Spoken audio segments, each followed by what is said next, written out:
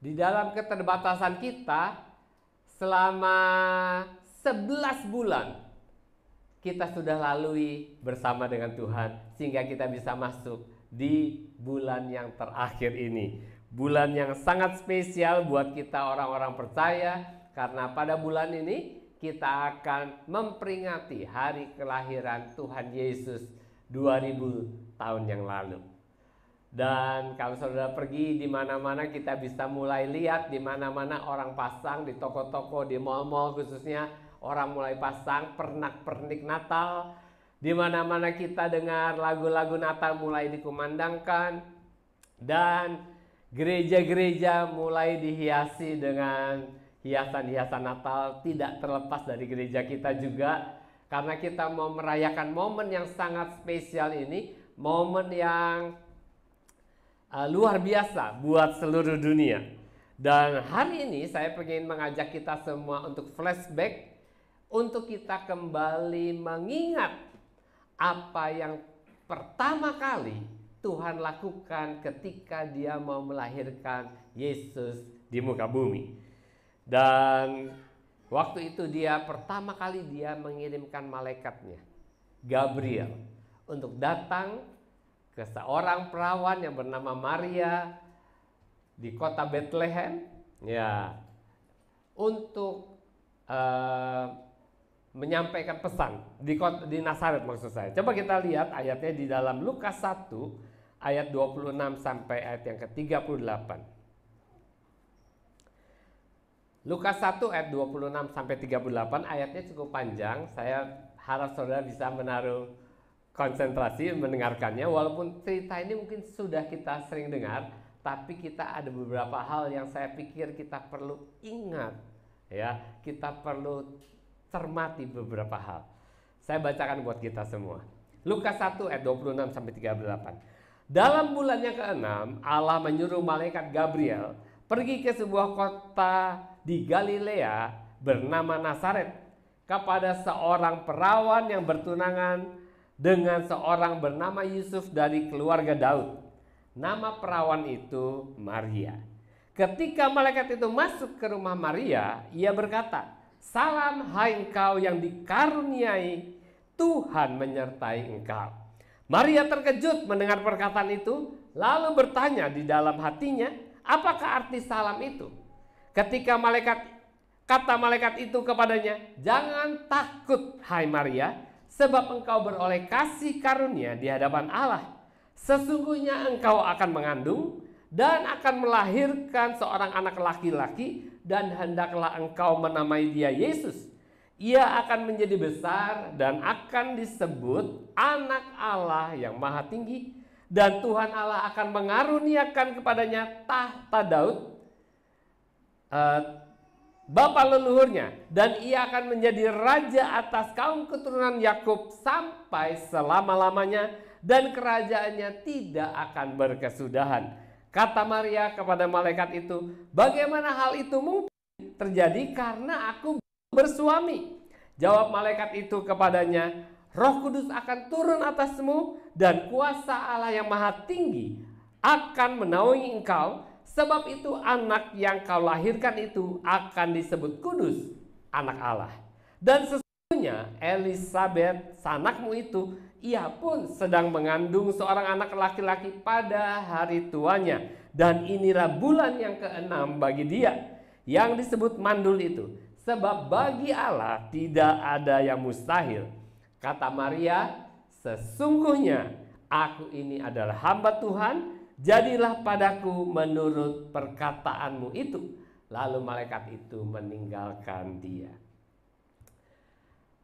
Kalau saudara-saudari yang wanita, misalnya saudara bayangkan saudara ada Maria, dan waktu itu saudara didatangi oleh malaikat Gabriel, ditawari untuk mengandung bayi Yesus. Kira-kira coba saudara bayangkan sebentar yang wanita, apakah saudari bersedia atau tidak? Jangan jawab dulu, pikir dulu ya. Yang laki-laki saya mau tanya, Kalau saudara jadi Yusuf dan tiba-tiba tunangan saudara, bayangkan tunangan saudara tiba-tiba datang sama saudara dan bilang, aku hamil dari Roh Kudus, dia bilang. Kira-kira saudara apa reaksi saudara waktu itu? Kalau itu saudara,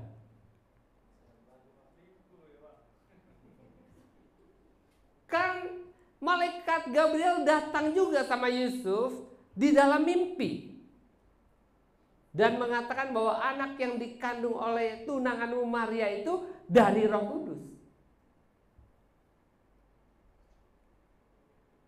Saudara percaya sama mimpi? Pria-pria? Sambil saudara mikir,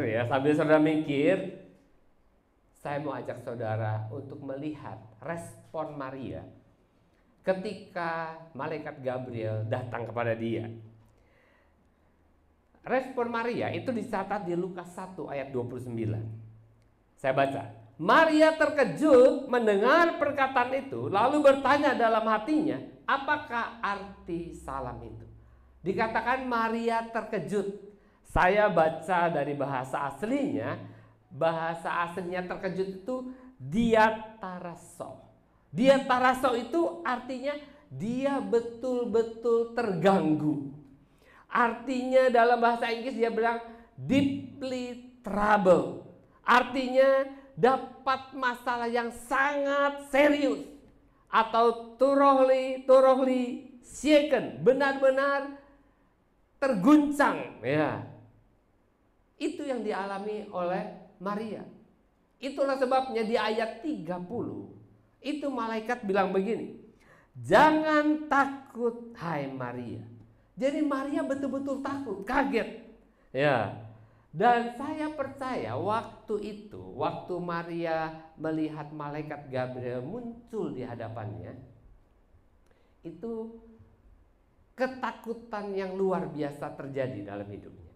Dan paling tidak dia terkejut, kaget, terguncang, itu karena dua hal. Yang pertama, itu karena waktu itu saudara, kalau saudara baca, sudah 400 tahun antara perjanjian lama dan perjanjian baru, jaraknya 400 tahun. Sudah 400 tahun itu tidak ada satupun nabi dibangkitkan. Tidak ada nubuatan-nubuatan. Tidak ada mujizat sama sekali terjadi. Semuanya berjalan natural. Dan zaman itu kalau kita baca di sejarah gereja disebut zaman kegelapan. Jadi karena sudah 400 tahun, anggap saja 4 generasi, tidak pernah ada mujizat terjadi. Tidak pernah ada nabi yang dibangkitkan. Jadi kalau tiba-tiba ada malaikat muncul, itu adalah sesuatu yang tidak pernah diharapkan oleh Maria. Tidak pernah dibayangkan, tidak pernah diharapkan, tiba-tiba muncul. Saudara bisa bayangkan betapa kagetnya. Dan mungkin dia berpikir, saya juga nggak tahu apakah dia sempat berpikir ini malaikat atau bukan. Ya, jangan-jangan bukan malaikat ya, jangan-jangan setan gitu loh. Nggak tahu sempat mikir seperti itu atau tidak. Dan yang kedua yang membuat Maria sangat kaget dan terkejut, dia lagi tunangan, kawin juga belum, tiba-tiba dapat berita bahwa dia akan hamil. Mimpi pun tidak pernah dia akan hamil sebelum nikah. Dan belum pernah ada cerita, belum pernah terjadi seumur dunia dari zamannya Adam sampai zamannya Maria. Belum pernah ada wanita yang hamil sebelum mereka melakukan hubungan badan. Jadi bagaimana kira-kira? Dan ketika malaikat menyatakan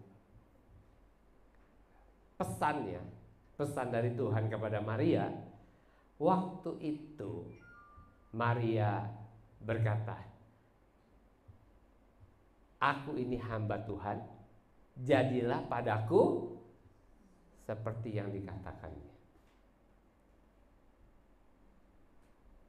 Jadi ketika dia sudah menerima tawaran, proposal yang dibawa oleh malaikat, malaikat itu pergi meninggalkan dia. Saya tidak tahu waktu itu sempat berapa lama Maria itu berpikir dan mempertimbangkan jawaban itu. Apakah dia sempat diam atau langsung jawab, atau duduk diam berpikir 5 menit, 10 menit, 15 menit, atau langsung dia jawab?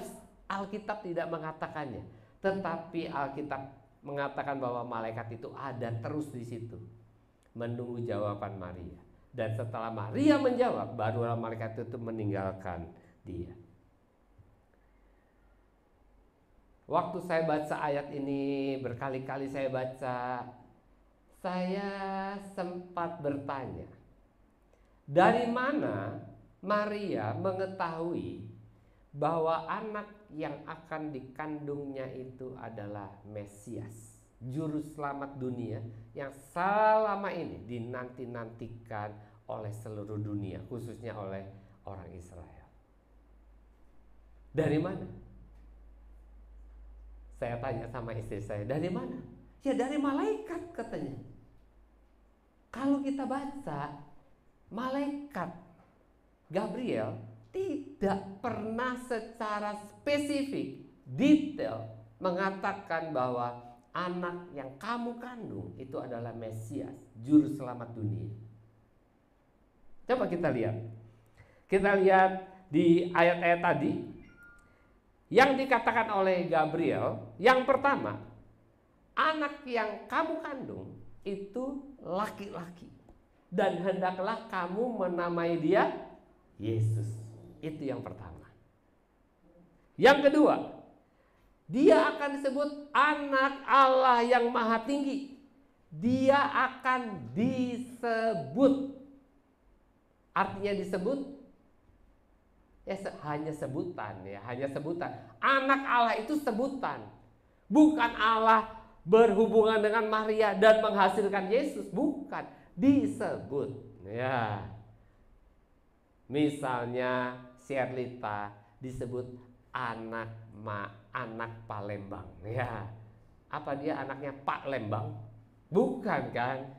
Ya, anak Palembang, artinya dia lahir di Palembang, di kota Palembang. Yesus disebut anak Allah. Bukanlah berarti Allah punya istri dan punya anak. Yesus disebut. Dan yang ketiga, dikatakan oleh malaikat Gabriel, Allah akan mengaruniakan kepadanya tahta Daud bapak leluhurnya. Daud adalah raja terbesar bangsa Israel, dan sampai hari ini bintang Daud itu dipakai sebagai simbol dari bendera Israel, ya. Dan yang keempat, ia akan menjadi raja atas kaum keturunan Yakub sampai selama-lamanya, dan kerajaannya tidak akan berkesudahan. Dan yang kelima, malaikat Gabriel berkata bahwa Yesus akan disebut kudus, anak Allah. Hanya itu yang disebut. Dia tidak pernah menyebut bahwa Yesus itu Mesias, juru selamat. Kalau saudari-saudari yang perempuan didatangi malaikat, dan malaikat itu menubuatkan bahwa saudari akan punya anak, hamil, punya anak, dan anak itu kriterianya seperti yang 5 tadi, senang atau tidak? Ersa, senang atau tidak? Hah? Rita? Hah? Kok senyum aja? Rita yang ini? Senang. Saya yakin mestinya senang. Karena apa? Anak ini bukan anak sembarangan loh. Ya, anak yang luar biasa.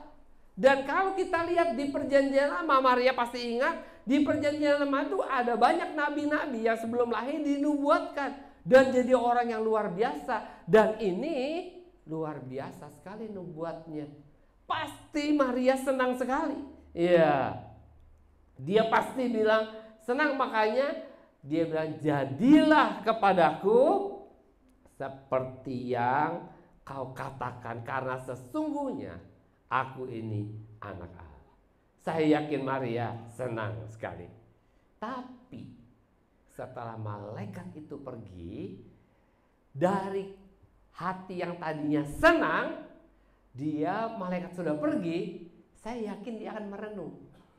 Dan waktu dia merenung, ya, dia berpikir. Pertama-tama dia akan bilang, wow, aku ini perempuannya sangat beruntung. Aku akan melahirkan anak yang luar biasa, bla bla bla. Ya, begini. Tapi sambil dia berpikir seperti itu, muncul juga pikiran-pikiran yang negatif. Pikirannya bilang gini, aku belum nikah. Kalau tiba-tiba aku hamil nih, apa kata orang kira-kira? Kalau cuma digosipin, mungkin gak apa-apa. Tapi kalau sampai dirajam sama batu sampai mati, dan itu mungkin terjadi karena pada zaman itu kalau wanita kedapatan berzina, dia akan dirajam batu sampai mati. Jadi saya yakin itu sempat muncul di dalam pikiran Maria juga. Apalagi yang sempat muncul dalam pikiran Maria kira-kira? Kalau aku cerita sama tunanganku si Yusuf, kira-kira Yusuf percaya atau tidak? Lalu kalau dia tidak percaya, kira-kira apa yang dia akan lakukan sama aku? Apakah aku akan diputus atau gimana? Dan itu pasti akan mengganggu sekali pikiran dari Maria. Dan dia akan mulai deg-degan. Aduh, gimana nih? Udah terlanjur ngomong sama malaikat. Dan mungkin dia mulai keluar keringat dingin juga, memikirkan resiko-resiko yang dia akan alami. Tapi dia ingat satu hal yang dikatakan oleh malaikat itu, yang mungkin bisa memberikan kepada dia satu pengharapan. Apa yang dia ingat dari kata-kata malaikat? Dia ingat sepupumu Elisabeth. Dia juga sedang mengandung pada hari tuanya, dan bulan ini adalah bulan yang ke-6. Dan dia pikir, aku akan ke Elisabeth, aku akan curhat sama dia, sekalian ngecek betul nggak kata malaikat itu. Kalau dia benar malaikat, tentu Elisabeth benar-benar hamil bulan ke-6. Dan dia datang kepada Elisabeth. Dan apa kata Elisabeth ketika dia berjumpa dengan Maria? Saya akan baca dari Lukas 1 ayat 41 ayat sampai 45. Lukas 1 ayat 41 sampai 45. Dan ketika Elisabeth mendengar salam Maria, melonjaklah anak yang di dalam rahimnya, dan Elisabeth pun penuh dengan Roh Kudus, lalu berseru dengan suara nyaring, diberkatilah engkau di antara semua perempuan, dan diberkatilah buah rahimmu. Siapakah aku ini sampai ibu Tuhanku datang mengunjungi aku? Sebab sesungguhnya ketika salammu sampai kepada telingaku, anak yang di dalam rahimku melonjak kegirangan, dan berbahagialah ia yang telah percaya, sebab apa yang dikatakan kepadanya dari Tuhan akan terlaksana. Jadi saudara, konfirmasi pertama yang dia terima bahwa anak yang dikandungnya adalah Mesias, Juru Selamat, itu datang dari Elisabeth sepupunya. Dan Elisabeth, dia tidak pernah cerita sama Elisabeth, dia tidak pernah kirim WA dulu, dia tidak pernah telepon dulu, dia langsung datang. Dan Elisabeth langsung tahu, pasti perutnya Maria belum buncit, karena baru aja. Dan Elisabeth bilang, diberkatilah ibu Tuhanku. Dia bilang, diberkatilah buah rahimmu. Siapakah aku ini sampai ibu Tuhanku datang mengunjungi aku? Jadi Elizabeth bisa tahu kalau Maria hamil, padahal mungkin hitungannya masih hitungan hari atau minggu lah. Jadi belum kelihatan, dan mungkin Maria pun belum tahu, belum merasakan kalau dia hamil. Ada banyak wanita ketika hamil kan belum tahu kan. Taunya kapan? Kalau dia nggak periksa, taunya ketika dia mulai muntah-muntah mungkin ya, 3 bulan itu. Tapi sebelumnya dia tidak merasa apa-apa. Dan Maria baru tahu ketika Elizabeth ngomong. Jadi itu konfirmasi pertama yang dia terima dari Elizabeth, bahwa anak yang dikandungnya adalah betul-betul Mesias. Konfirmasi yang kedua, baru dia terima ketika Yesus sudah lahir. Ketika Yesus sudah lahir di dalam kandang, tiba-tiba tanpa ada pemberitahuan, tanpa ada undangan, tidak pernah dia posting, ya, tidak pernah dia viralkan dia lahir di kandang, ya. Tiba-tiba datanglah gembala-gembala ke kandang tersebut. Dan gembala-gembala itu tiba-tiba menyembah bayi Yesus dan menceritakan kepada Maria dan Yusuf apa yang mereka dengar dari malaikat-malaikat yang menemui mereka di padang. Dalam Lukas 2 ayat 10 sampai 15. Lalu kata malaikat itu kepada mereka, "Jangan takut, sebab sesungguhnya aku memberitakan kepadamu kesukaan besar untuk seluruh bangsa. Hari ini telah lahir bagimu juru selamat, yaitu Kristus Tuhan di kota Daud.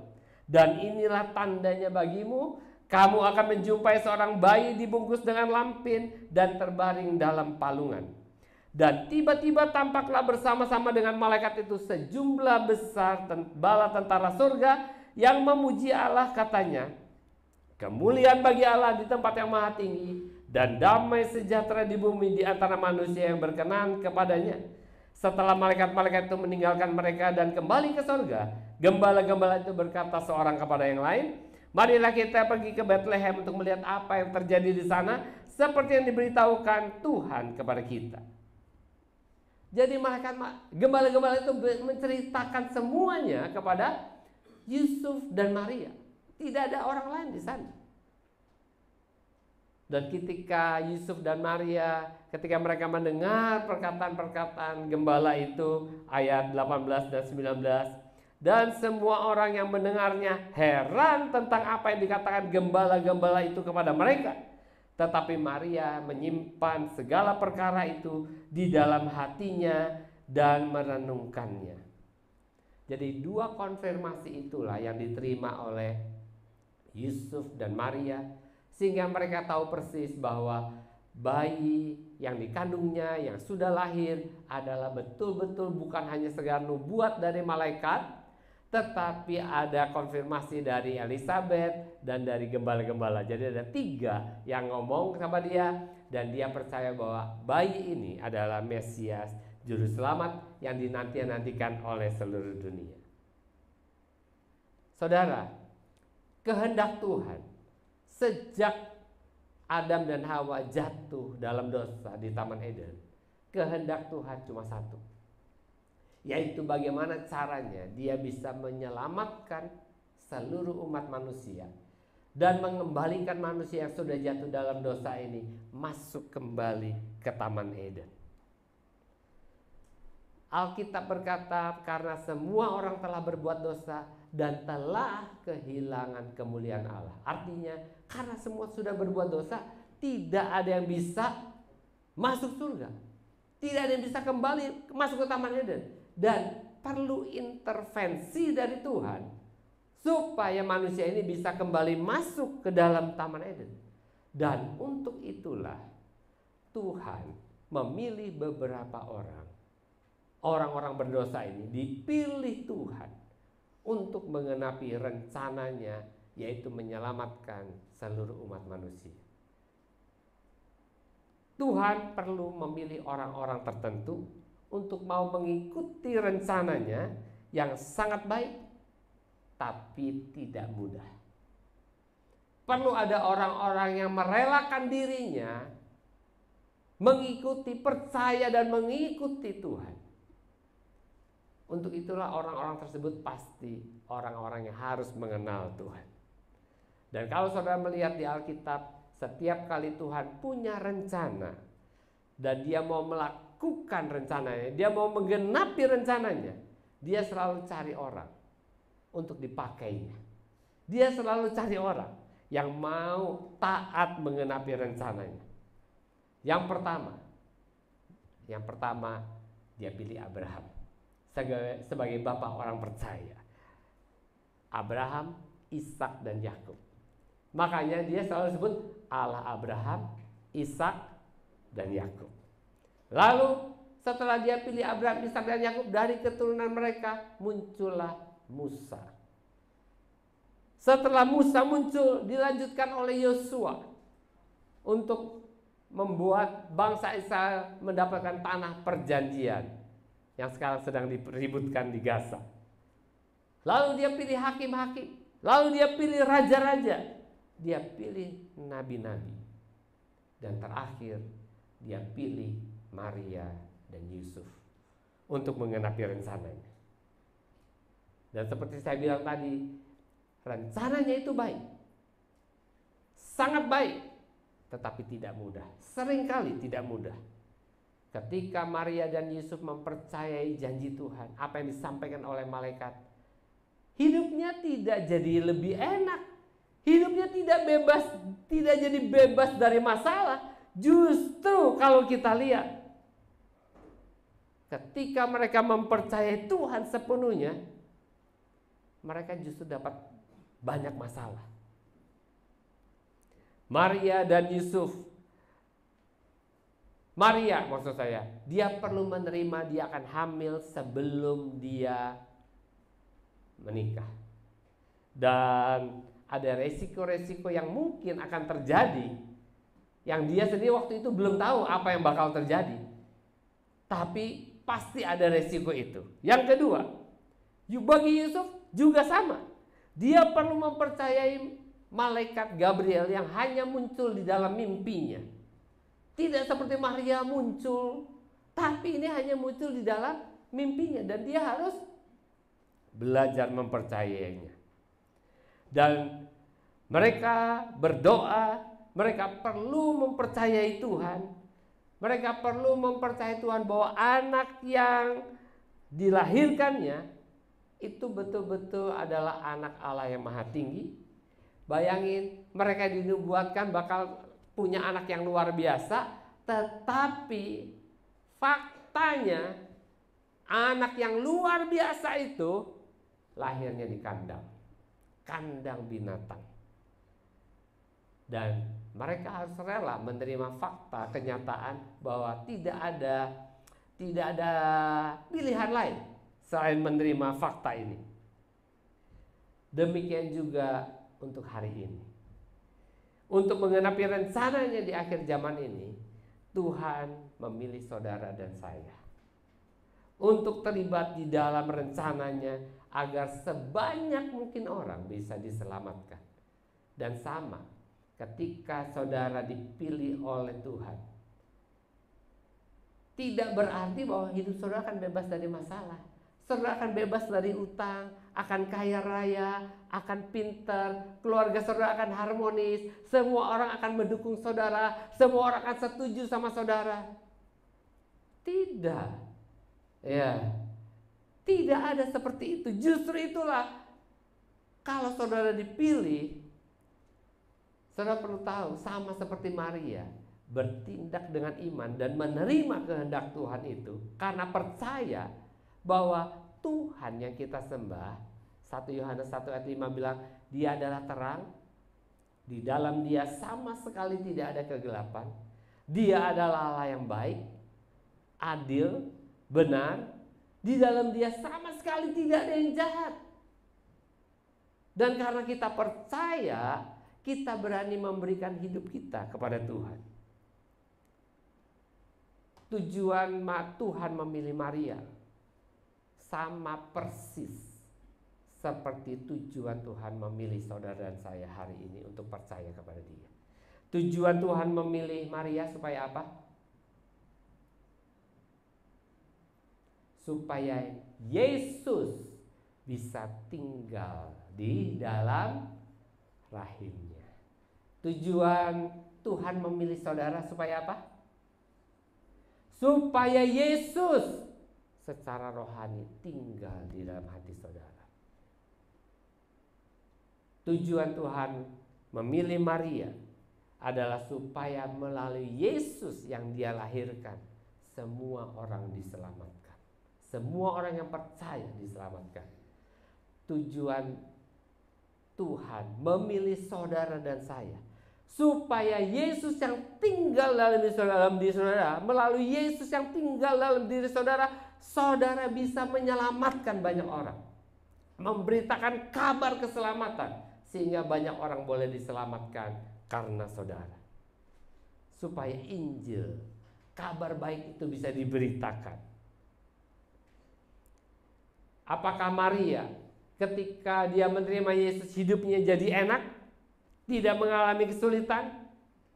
Justru karena dia menerima tawaran dari malaikat, dia harus berhadapan dengan Herodes. Herodes jadi kejar dia, cari Yesus untuk dibantai. Dan untuk itu dia harus lari ke Mesir. Dia dan Yusuf dan Yesus yang masih bayi harus segera, bukan bayi, anak-anak maksud saya, dia harus lari ke Mesir dan harus tinggal di Mesir sampai Herodes mati. Dia harus jadi orang asing di negara lain sampai Herodes mati.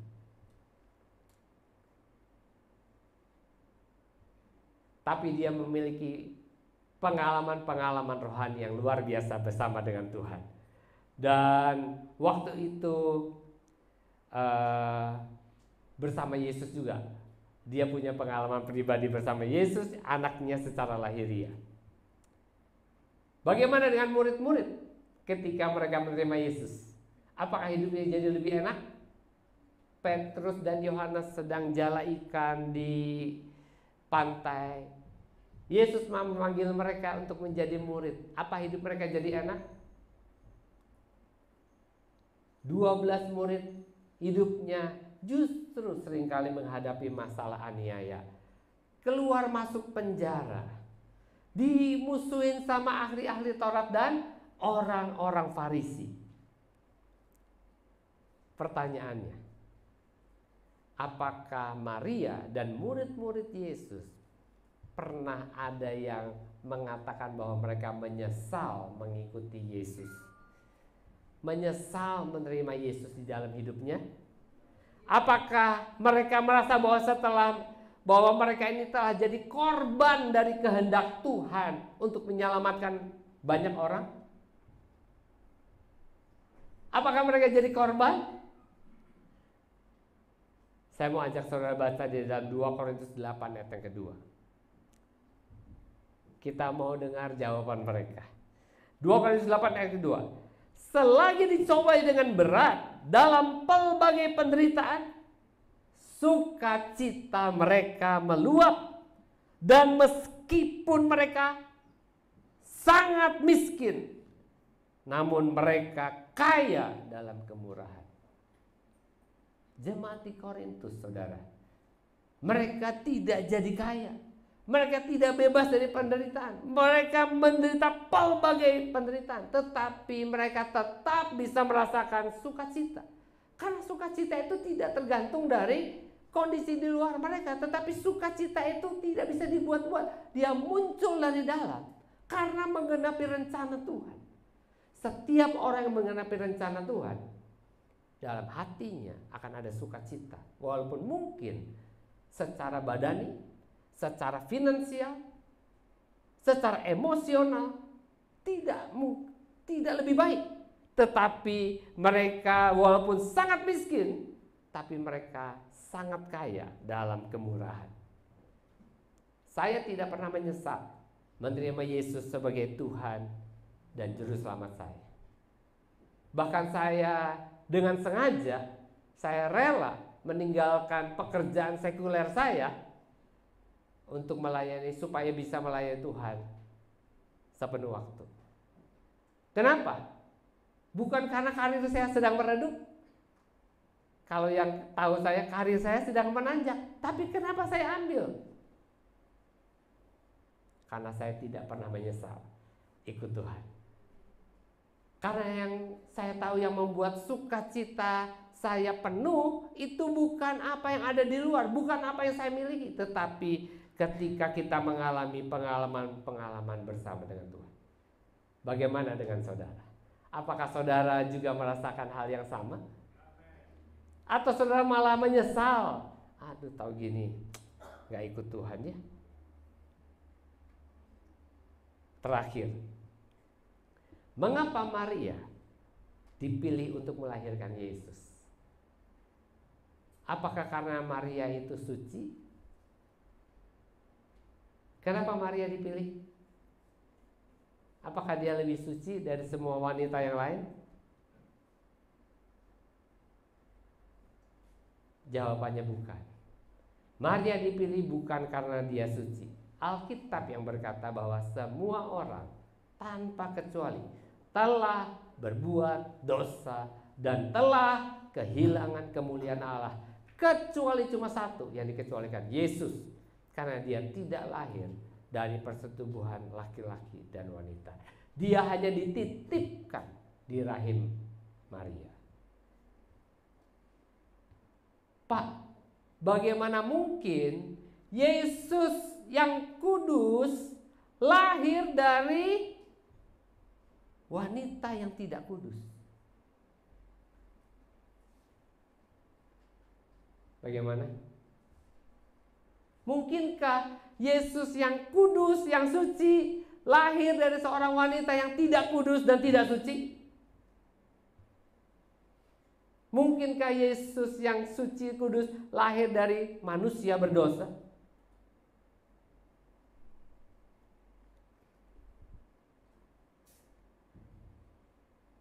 Kalau Maria harus suci untuk melahirkan Yesus yang suci, berarti Maria yang suci harus dilahirkan dari orang tua yang suci juga. Betul nggak? Dan orang tua yang suci ini harus dilahirkan oleh orang tuanya juga yang suci juga. Jadi demikian seterusnya sampai Adam dan Hawa, berarti suci semua dong. Berarti Alkitab bohong dong, semua orang telah berbuat dosa.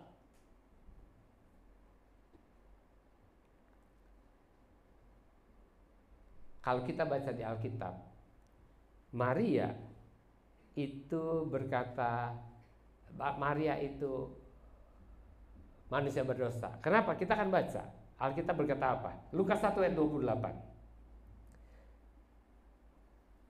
Ketika malaikat itu masuk ke rumah Maria, ia berkata, "Salam, hai engkau yang dikaruniai, Tuhan menyertai engkau."